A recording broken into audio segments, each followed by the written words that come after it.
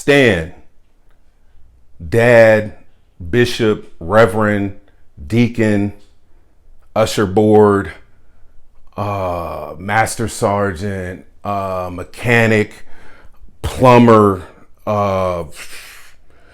flag football. You got so many hats, I don't even know what to call you. Dad, what's up, Dad? Good morning. I'm so happy to do this for you. I hope I don't embarrass you too much, but congratulations on 100 years. Congratulations, Worship Center, on 100 years of being in the ministry. And Dad and Mom, congratulations on 50 years of being married. Everybody out there, give them a round of applause. Excellent. Beautiful. I'm so proud of you guys. I'm so proud to be your son.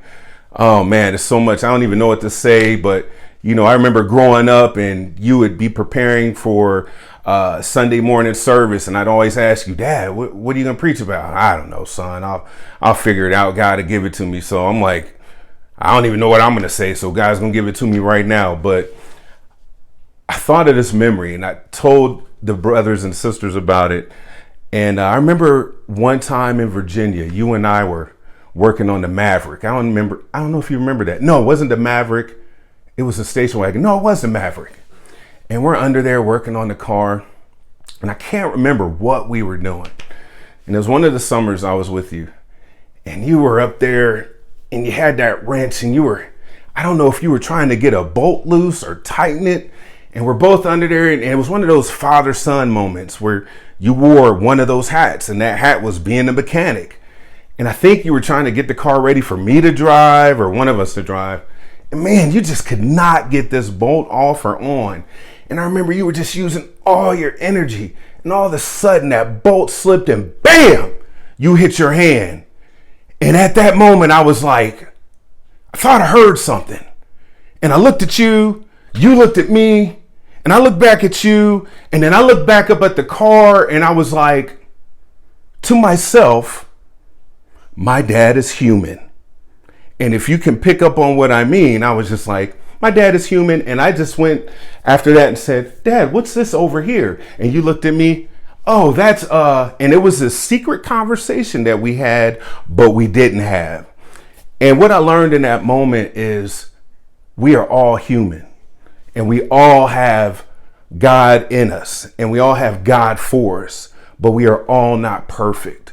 And I realized, as great as I thought my father was, this superhero, this Clark Kent, this Superman, whenever we needed him to be, he wasn't perfect, and it was okay. And what I learned from that moment was, you don't have to be perfect, but you have to stay in the fight. And you've taught me that. You've taught me to stay in the fight no matter how hard it gets. No matter if it's in your marriage, if it's with your children, if you're recovering from prostate cancer and you think you're on death's bed, you always fight and you don't give up. And you taught me that. And that is one of the greatest assets. One of the greatest assets that I have is to never give up, because I watch you never give up. And that's what the Worship Center has gotten from you. That's what God has given you, the spirit and the warrior champion mindset. And you fulfilled that.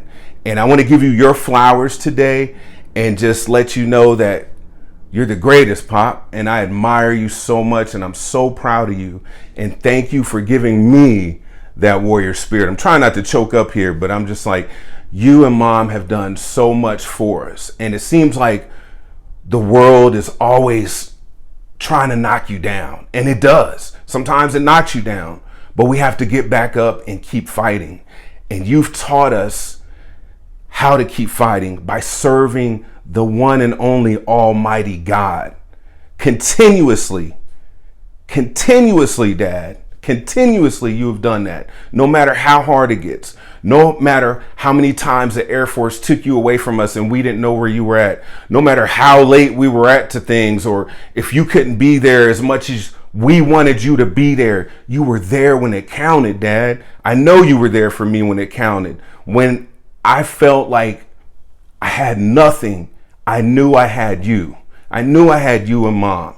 And that's one of the greatest assets that I am thankful for, to have you both, and that God had given me parents like you. So Worship Center, not only did you get a great warrior, a great pastor, a great leader, a great man, you just got the best pick of the litter. So Worship Center, honor Pastor Roan today and Sister Roan, the First Lady. Give them a round of applause, because I'm giving them a round of applause with this speech. And I am so thankful to be your son. And if I've learned anything in my life, it's to always trust God no matter how hard it gets, no matter how stinky I get. I always know where to go. And he always somehow finds me.